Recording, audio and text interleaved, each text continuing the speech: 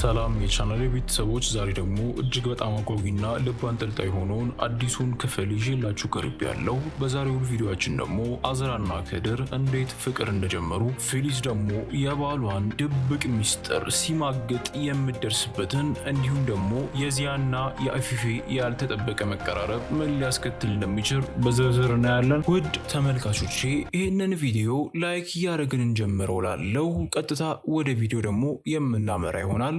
አዝራ በሆዷ ያለውን ልጅ ካጣች በኋላ ከመቲን ጋር ያላት ግንኙነት እጅግ ሻክሯል። ምንም እንኳን በአንድ ቤት ውስጥ ቢኖሩም በመካከላቸው ያለው ቅናት፣ አለመግባባት እየሰፋ መጥቷል። አዝራ የመቲንን ሁኔታ መታገስ ስላቃጣት በመጨረሻም ከዚህ በኋላ አብረን መኖር አንችልም፣ ከቤት ውጣልኝ በማለት ታባረዋለች።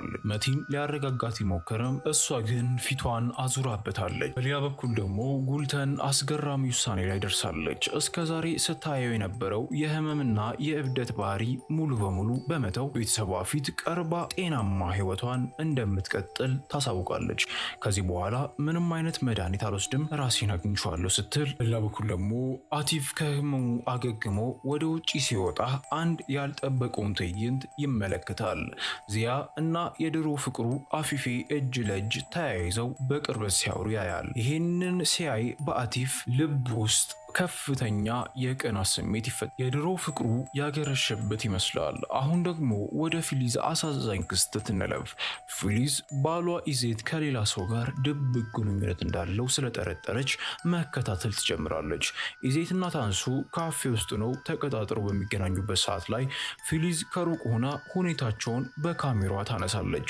ሁለቱ እጅግ ሲቀራረቡና አብረው ሲሆኑ በአይኗ ስታይ የዘመናት ባሏን በማጣቷ ልቧ ክፉኛ ይሰብራል። መቲና አንጅላ ድብቅ የፍቅር ጊዜያቸውን እያሳለፉ ሳለ አዝራ ድንገት ወደ መቲን ቤት ትመጣለች። ሆኖም መቲን በብልጠት እንጂላን በፍጥነት ከቤት እንድትወጣ በማድረግ ከአዝራ እይታ ያድናታል።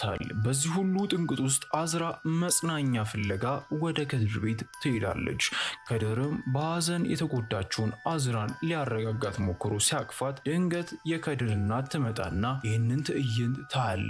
እናትየው ሁኔታውን በተሳሳተ መንገድ በመረዳት ክፉኛ ተደነግጣለች። የሌላ ሰው ሚስት ከልጇ ጋር እንድትሆን ስለማትፈልግ ወዲያውኑ ለፊሊዝ ትደውላለች።